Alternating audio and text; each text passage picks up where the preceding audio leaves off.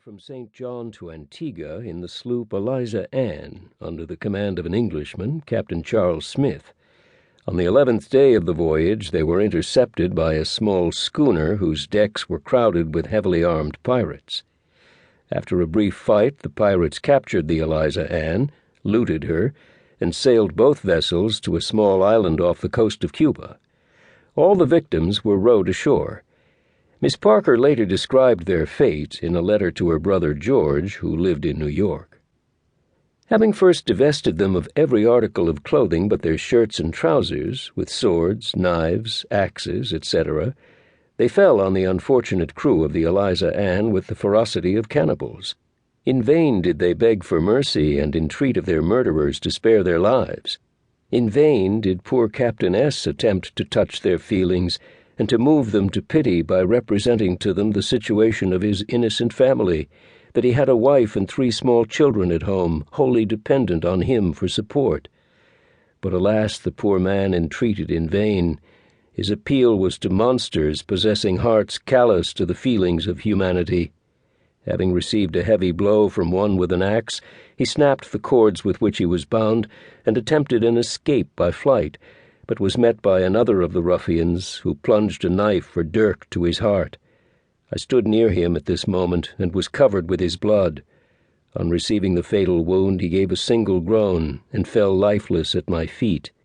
Dear brother, need I attempt to paint to your imagination my feelings at this awful moment?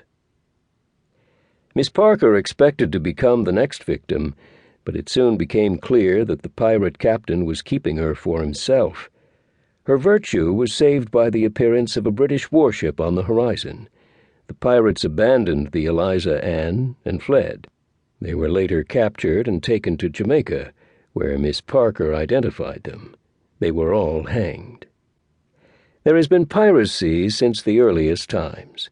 There were Greek pirates and Roman pirates, and centuries of piracy when the Vikings and Danes were ravaging the coasts of Europe. The southern shores of England were infested with smugglers and pirates during Tudor times.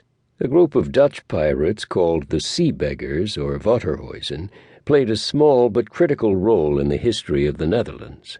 In 1571 and 1572 they temporarily abandoned their plundering raids and joined the forces of William of Orange to help liberate their country from the Spanish.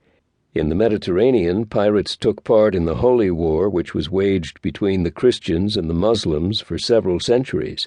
Barbary corsairs intercepted ships traveling through the Strait of Gibraltar or coming from the trading ports of Alexandria and Venice, swooping down on the heavily laden merchantmen in their swift galleys powered by oars and sails.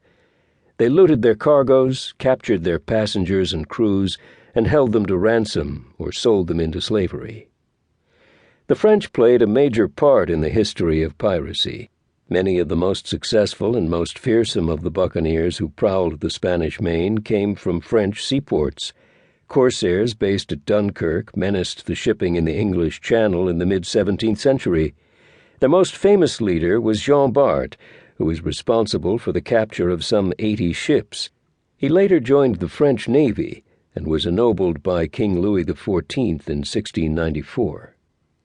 The Red Sea and the Persian Gulf were always notorious for pirates, and the Malabar coast on the western shores of India was home to the Maratha pirates, led by the Angria family, who plundered the ships of the East India Company during the first half of the 18th century. In the Far East, there was piracy on a massive scale. The Ilinan pirates of the Philippines roamed the seas around Borneo and New Guinea with fleets of large galleys manned by crews of 40 to 60 men, launching savage attacks on shipping and coastal villages until they were stamped out by a naval expedition in 1862. But the most formidable of all, in terms of numbers and cruelties, were the pirates of the South China Sea.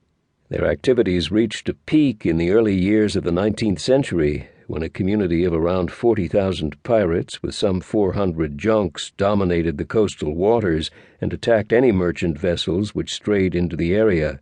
From 1807, these pirates were led by a remarkable woman called Mrs. Chang, a former prostitute from Canton.